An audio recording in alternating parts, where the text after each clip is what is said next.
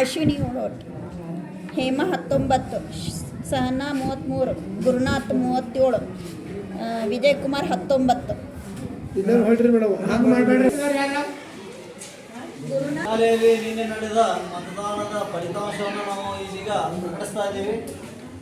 5 ಜನ ಅಭ್ಯರ್ಥಿಗಳು ಇದರಲ್ಲಿ ಚುನಾವಣೆ ಕಂಟೆಸ್ಟ್ ಮಾಡಿದ್ರು. ಅದರಲ್ಲಿ 1ನೇ ಅಭ್ಯರ್ಥಿಗೆ 7 ಮತಗಳು ಬಂದಿವೆ, 2ನೇ ಅಭ್ಯರ್ಥಿಗೆ 19 ಮತಗಳು ಬಂದಿವೆ, 3ನೇ ಅಭ್ಯರ್ಥಿಗೆ 33 ಮತಗಳು ಬಂದಿವೆ, 4ನೇ ಅಭ್ಯರ್ಥಿಗೆ 37, 5ನೇ ಅಭ್ಯರ್ಥಿಗೆ 19.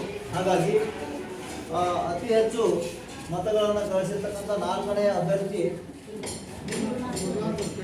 ಗುರುನಾಥ್ ಉರ್ಕಡ್ಲಿ ಗೆಲುವು ಸಾಧಿಸಿದ್ದಾನೆ.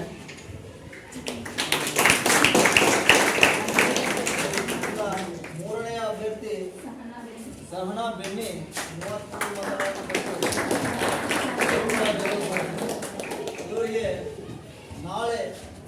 ಇವರಿಗೆ ಪ್ರಮಾಣ ಪತ್ರವನ್ನು ಈಗ ವಿತರಿಸಲಾಗುವುದು.